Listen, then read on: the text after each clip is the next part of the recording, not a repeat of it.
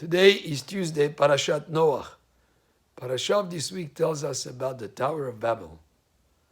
So yesterday we spoke about the Mabul, the great flood, the sins of the generation of the flood, and how they were punished by basically the whole world being destroyed, and from Noach and his family began again a series of descendants.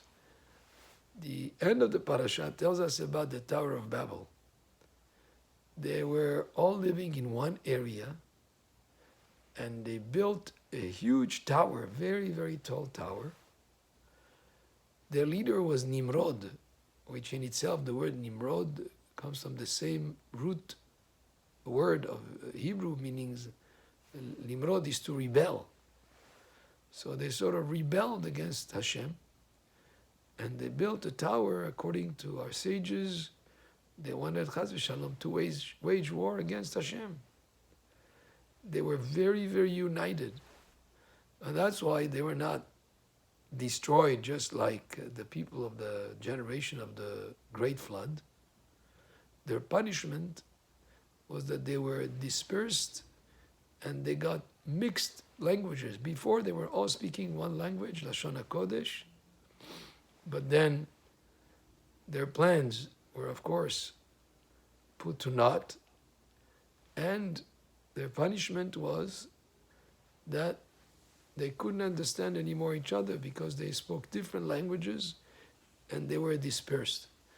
But why weren't they punished in a much more painful way than the Dora Mabul? Dora Mabul, their sins had to do between man and his fellow man. They had immorality, they had stealing from one another, they were abusive of one another, but they all cared just about themselves. The door of the Palaga, the door of the building of the Tower of Babel, were very united together. They had incredible unity, and that unity is so important, and that peace and harmony amongst them was considered to be such a merit that they were not punished as harshly as the people of the Mabul of the Great Flood. And here it teaches us an incredible lesson, how important is unity. However, of course, they had a big problem. Vahi benosam mikedem, they traveled away from Hashem. They were all about strength and power and aggrandizement, to be big, to reach very high tower, and they were very sophisticated in terms of their building materials, in terms of their building structure. They felt that they were invincible to such an extent that they felt they were so powerful that they could wage war against the creator of the world. That was a big problem. But because of that unity that they had amongst them, they were spared the harsher punishment that similar to what happened to Dora Mabul, to the generation of the Great Flood.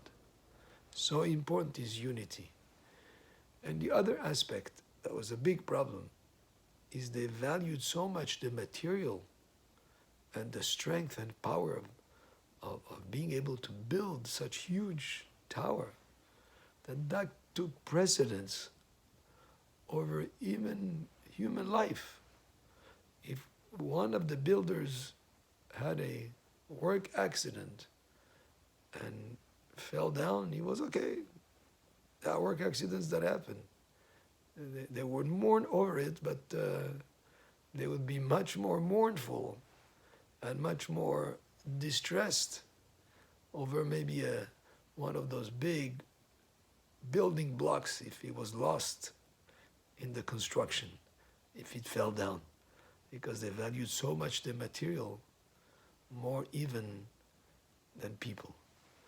That was a big problem of the people of the Tower of Babel, and it's something to always have as a lesson with us. Yes, we can accomplish a lot. Hashem has granted us the ability to invent, to imagine, to build, to create even.